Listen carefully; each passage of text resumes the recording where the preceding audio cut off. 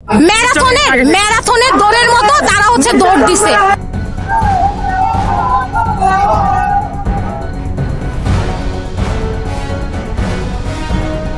প্রিয় দর্শক, আপনারা এই মুহূর্তে কিন্তু দেখতে পাচ্ছেন যে এনসিপি সমাবেশে আওয়ামী লীগ যেভাবে বাধা দিয়েছে এবং আওয়ামী লীগ কর্মীরা যেভাবে ছুটে চলেছে, সেখানে কিন্তু সমন্বয়ক হাসনাত আব্দুল্লাহ দেখেন এক পর্যায়ে ছুটে চলেছে এবং তিনি এক পর্যায়ে তার নিরাপত্তার জন্য তার সঙ্গভঙ্গ নিয়ে বা সাথে দলবল নিয়ে সে গাড়িতে ওঠার চেষ্টা করতেছে এবং সে শেষবেশ একটি গাড়িতে উঠেও পড়ে। কিন্তু আপনারা খেয়াল করেন যে এখানে গাড়িতে উঠলেও কিন্তু তার নিরাপত্তার আরো ঘাটতি দেখা যায় এবং শেষবেশ এক পর্যায়ে তাকে সবাই মিলে এই গাড়ি থেকে নামিয়ে আবার তৎক্ষণিক সেনাবাহিনীর নিয়ন্ত্রণে চলে যায় এবং এক পর্যায়ে সেনাবাহিনীর সাহায্য আনে তারা উঠে পড়ে। সার্জিস আলম আগেই ভেতরে ছিল এবং এক পর্যায়ে তিনি হাসনাতকে ডাকার জন্য তিনি এগিয়ে যান এবং সঙ্গে সঙ্গে হাসনাতও চলে আসে এবং আপনি দেখতে পাচ্ছেন যে হাসনাতকে নিয়েই সার্জিস এর ভেতরে ঢোকে, কারণ তারা বুঝতে পারছে যে এখানে আর কিছু সময় থাকলে হয়তো তাদের উপরে এমনভাবে আতর্কিত হামলা হতে পারে যে তারা জীবন নিয়ে হয়তো গোপালগঞ্জ থেকে আর ফিরতে পারবে না। আসসালামু আলাইকুম। গোপালগঞ্জে যে মানুষগুলো নিহত হলেন, হত্যাকাণ্ডের শিকার হলেন, তার দায় কার? কার জয় হলো, কার পরাজয় ঘটল? এই প্রশ্নগুলোর সঙ্গে সঙ্গে অবশ্যই একথা আমাদেরকে স্বীকার করতেই হবে, নিষিদ্ধ ঘোষিত ছাত্রলীগ এবং আওয়ামী লীগের নেতাকর্মীরা যে সন্ত্রাসী কর্মকাণ্ড ঘটিয়েছেন, যে হামলা ভাঙচুর করেছেন, অবশ্যই তা চরম নিন্দনীয়।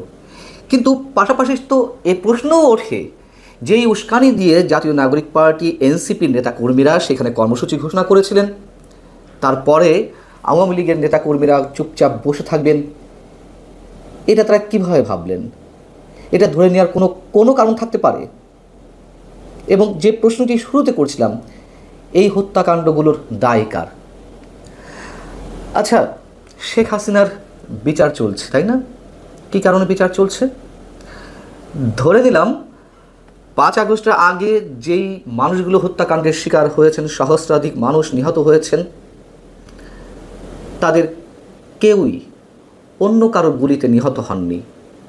যেই পেছনের পরিকল্পনার কথা জানা যাচ্ছে, যেই যুক্তরাষ্ট্রের প্লট নির্মাণের কথা জানা যাচ্ছে, স্নাইপার রাইফেল কাদের হাতে ছিল, ধরে নিলাম অন্য কারো গুলিতেই কেউ মারা যায়নি, সবাই পুলিশ কিংবা আইন শৃঙ্খলা রক্ষাকারী বাহিনীর গুলিতে মারা গেছেন।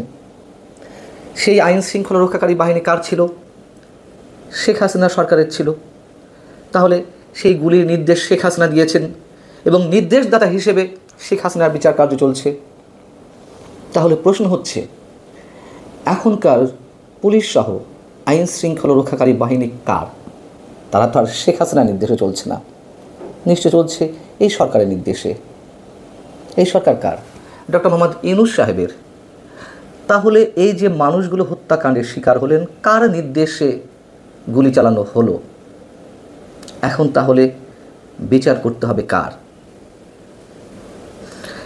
যে মানুষগুলো নিহত হয়েছেন, সেই নিহতর খবর আমরা দেখলাম সন্ধ্যা 6:30 7টা পর্যন্ত কোনো গণমাধ্যমে এ সংক্রান্ত কোনো খবর নেই, কোনো অনলাইন পোর্টালে নেই, কোনো টেলিভিশন চ্যানেলে নেই। সন্ধ্যা 6:30 7টার দিকে একযোগে অনলাইন পোর্টালগুলোতে নিউজ হলো যে গোপালগঞ্জে সংঘর্ষে 2 জন নিহত হয়েছেন। কালের কণ্ঠ 3 জন লিখেছে, হয়তো আজকের পত্রিকা 4 জন লিখেছে। আমরা যেটুকু খবর পাচ্ছি, নিহতের সংখ্যা সম্ভবত এর চেয়ে আরও অনেক বেশি। দুপুর থেকেই সংবাদ পাচ্ছিলাম যে কতজন নিহত হয়েছেন, কতজন আহত হয়েছেন, কিন্তু সে 3টা 3:30 4টা থেকে কোনো গণমাধ্যমে কোনো খবর ছিল না।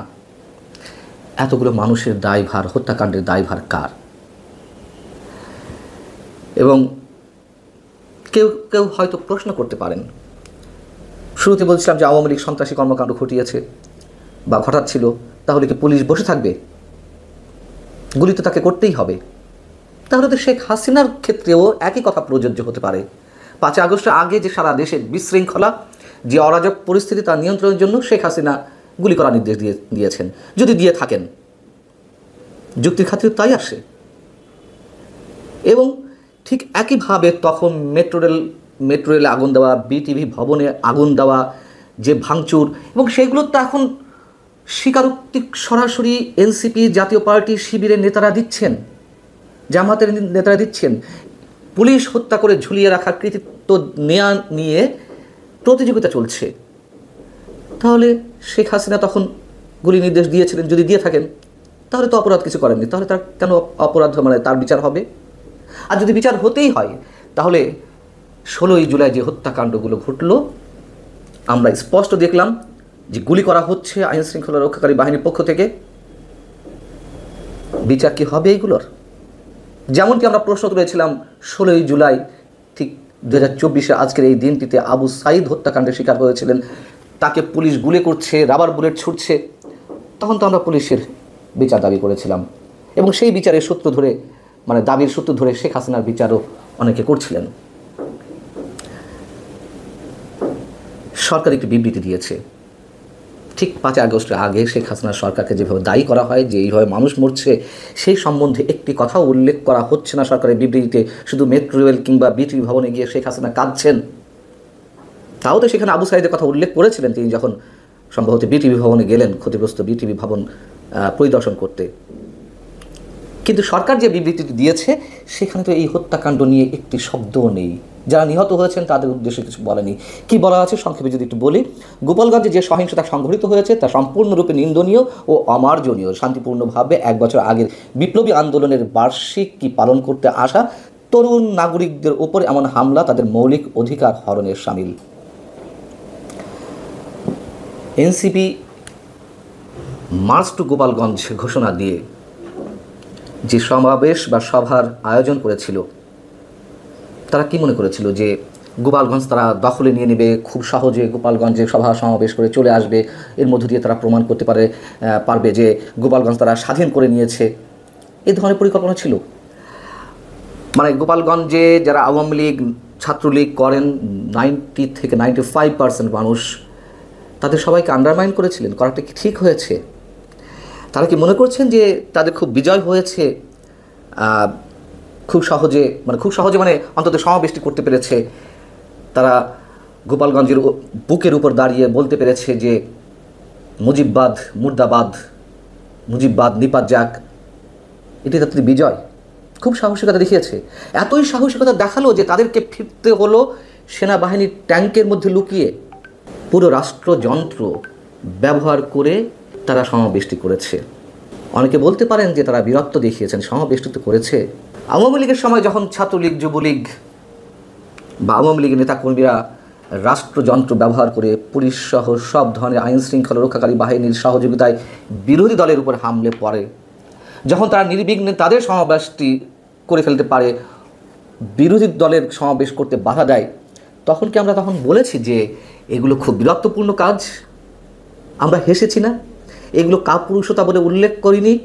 যদি সেইগুলো কাপুরুষতা হয়ে থাকে তাহলে তো 16ই জুলাই গোপালগঞ্জে যা ঘটলো সেগুলোও তো চরম কাপুরুষতা, বীরত্বের কিছু দেখি না।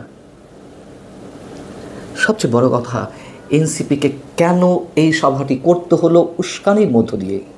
গত 2-3 দিন বা 4 দিন ধরে পুলিশি অভিযান তো চলছিল, অনেককেই আটক করা হচ্ছিল। কেন আটক করা হচ্ছিল?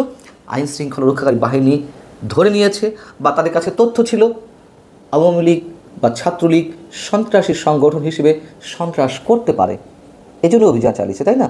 যদি পুলিশের পক্ষে যুক্তি দিতে হয়। আচ্ছা, ঘরে ঘরে তল্লাশি করে পুলিশ সদস্যদের না পেয়ে অনেকের স্ত্রীদেরও আটক করা হলো, নারীদেরকে আটক করে নিয়ে আসা হলো। গোয়েন্দা সংস্থার কী কাজ ছিল? গোয়েন্দা তথ্য কী ছিল যেরকম আটক করলেই আর সবাই ভয়ে চুপসে যাবে? কেন গোয়েন্দা তথ্যটি সরকারের কাছে দেওয়া হয়নি যে এ ধরনের কোনো ঘটনা ঘটতে পারে? বলতে পারেন যে না, এনসিপি পিছিয়ে আসতে চায়নি, এনসিপি পিছিয়ে আসতে চায়নি, এনসিপির সব দাবি দাওয়া পূরণ করতে গিয়ে এভাবে একের পর এক হত্যাকাণ্ড ঘটবে। যা কিছু ঘটেছে আমরা আমাদের আশঙ্কার জায়গা থেকে বলতে পারি আরও অনেক কিছু ঘটবে। কে শুরু করবে কে শেষ করবে আমরা জানি না। আমরা শুধু এটুকু বলতে পারি যে ভয়ঙ্কর এক ডিপ স্টেটের খেলা চলছে। গোপালগঞ্জে কারফিউ জারি করা হয়েছে, কাল যে সরকারের পক্ষ থেকে অন্য কোথাও কারফিউ জারি করা হবে না তা তো আমরা নিশ্চিত করে বলতে পারছি না। আর নির্বাচন, যারা এখন নির্বাচনে আশা দেখছেন তাদের প্রতি আসলে আমাদের করুণা হয়। ভালো থাকুন সবাই। আল্লাহ হাফেজ।